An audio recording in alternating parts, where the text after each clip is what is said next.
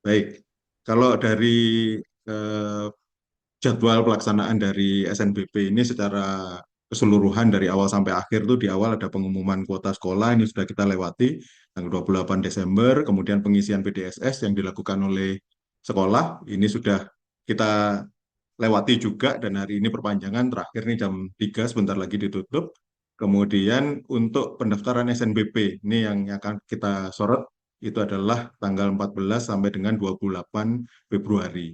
Kemudian nanti ada jadwal seleksinya sendiri yang akan dilakukan oleh PTN itu di tanggal 1 sampai dengan 25 Maret dan di akhir adalah pengumumannya itu akan disampaikan tanggal 26 Maret. Mungkin yang penting dulu di tanggal 14 ini adalah tadi Bu Cici sudah menekankan bahwa harus bikin akun dulu, akunnya permanen dulu. Nah, itu dibatasi sampai tanggal 15.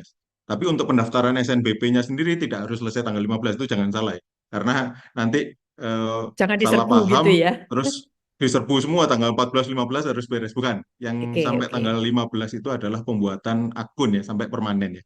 Gitu. Itu Nah, termasuk di garis bawahi yang akan mendaftar UTBK SNBT.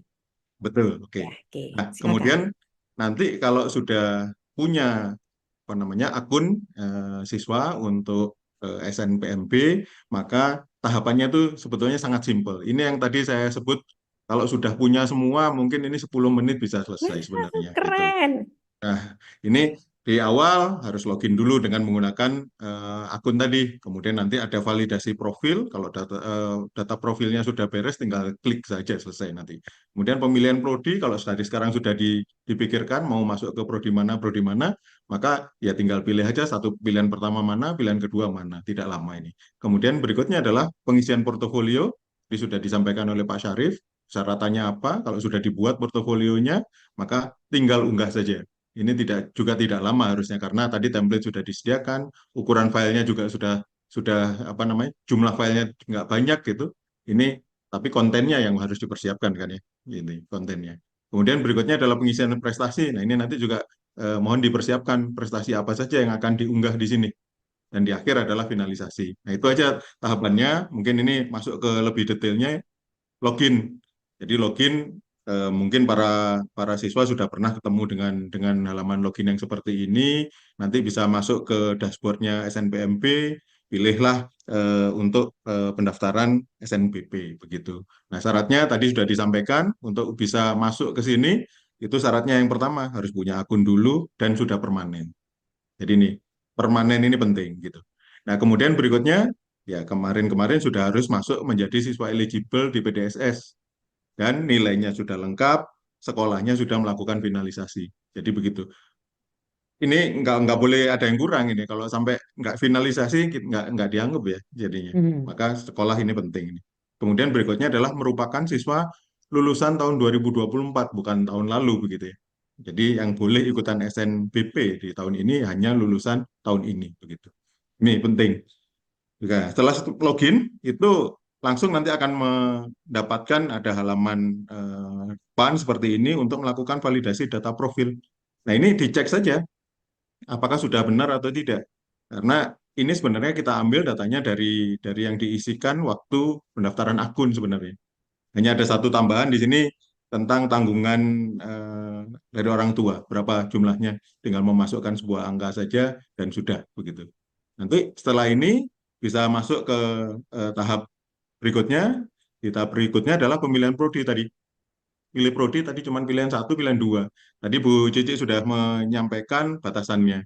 Kalau milih pilihan satu boleh dimanapun.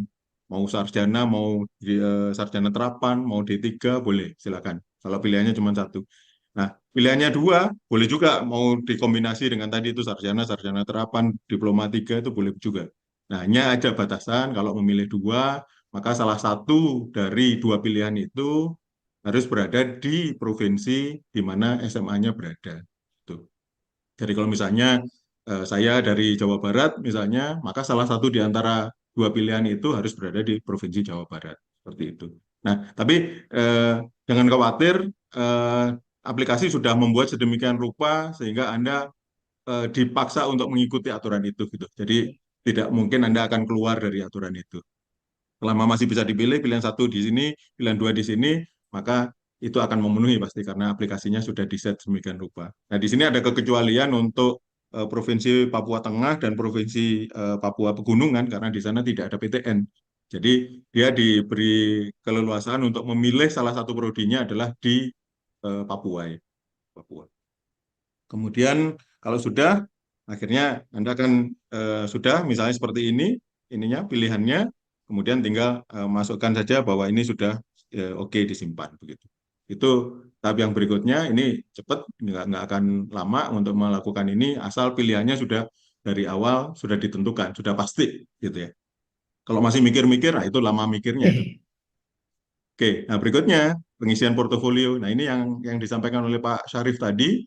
Jadi di sini nanti tergantung dari pilihan yang tadi disebutkan, itu sistem sudah mengecek apa persyaratan dari prodi tersebut. Kalau dia memang mensyaratkan tadi portofolio olahraga, maka ya di sini akan langsung muncul portofolio olahraga yang harus diunggah begitu. Kalau tadi apa seni, ya akan disesuaikan seni musik atau seni yang lain. Seperti itu. Nanti ini akan menyesuaikan dan jumlah file yang harus diunggah juga akan sesuai dengan persyaratan yang tadi disebutkan oleh Pak Syarif itu. Tinggal upload saja di sini. Tuh, tahap berikutnya. Kemudian eh, prestasi, pengisian prestasi yang harus dipilih di sini, prestasi itu hanya tiga sebenarnya. Jadi kalau kebetulan siswa ini punya prestasinya segudang begitu, harus dipilih tiga yang terbaik lah begitu, yang kira-kira bisa merepresentasikan apa prestasi Anda sesungguhnya begitu ya. Sehingga nanti kalau itu prestasinya akan dikirimkan ke PTN, maka PTN akan bisa melihat, oh ini memang Anda potensial untuk masuk sebagai mahasiswa di sana, seperti itu. Jadi silakan dipilih tiga yang terbaik. Nah, kemudian di sini dibatasi bahwa prestasinya itu minimal adalah di level kabupaten kota ya. Jadi tidak boleh prestasi yang lebih rendah di tingkat kecamatan misalnya atau di tingkat kelurahan atau di tingkat sekolah itu tidak boleh dimasukkan ke sini. Jadi tidak perlu juga kalau misalnya Anda tidak punya prestasi yang di level kabupaten kota ke atas. Artinya mungkin di tingkat provinsi atau nasional atau internasional seperti itu.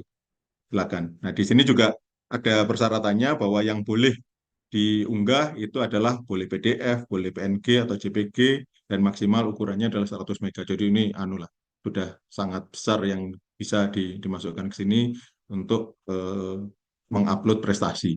Nah, di sini silakan nanti disebutkan deskripsi prestasinya. Kalau bikin deskripsi yang baik ya, misalnya ini adalah juara satu lomba menyanyi apa begitu tingkat nasional misalnya yang diselenggarakan oleh ini, nah, begitu. Jadi di sini semuanya ada guideline-nya, tahunnya tahun berapa, tingkatnya tingkat apa, kemudian di sini eh, apa individu atau kelompok begitu ini disebutkan di sini supaya nanti perguruan tinggi kalau melakukan seleksi ini sudah mudah mengklasifikasikannya seperti itu. Jadi silakan ini dideskripsikan, dipilih sesuai dengan prestasi yang diunggah gitu. Nah, setelah prestasi, yang terakhir adalah finalisasi. Ini tahap yang terakhir. Ini juga cepat sekali ini ya, finalisasi. Jadi silakan ini dibaca dulu. Ini ada disclaimer yang akan mengikat kepada Anda begitu ya, para siswa. Jadi harus dibaca dengan baik, oke atau tidak ini apa namanya pernyataan ini untuk kasus Anda begitu ya. Kalau misalnya Anda berkeberatan untuk memenuhi ini, ya menurut saya sih jangan diikuti seperti itu. Berarti Hmm. Anda tidak layak untuk mengikuti SNBP karena di sini mengikat ya. Misalnya sebagai contoh, kalau Anda eh, memilih di sini program studi tertentu dan ternyata diterima, ya Anda harus daftar begitu ya. Oke. Tidak boleh terus walaupun diterima terus nanti terus kabur nggak daftar begitu itu akan mengikat Anda untuk nggak bisa masuk ke SNBT, tidak masuk lagi ke jalur mandiri, jadi tertutup ini apa namanya Oke. peluang untuk sekolah atau kuliah di perguruan tinggi negeri begitu. Nah, kemudian setelah itu ini dinyatakan setuju, oke. Kemudian berikutnya tahap yang paling akhir kalau ini sudah disetujui, maka adalah mengunduh kartu.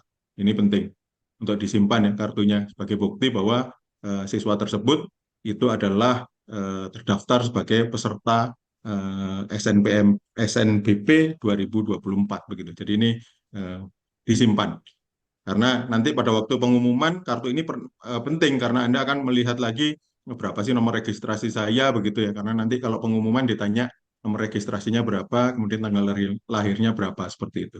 Mungkin itu Bu Is, secara singkatnya. Kalau nanti Oke, ada pertanyaan iya. boleh kita masuk ke tanya jawab, Oke. atau Bu Is punya pertanyaan boleh juga.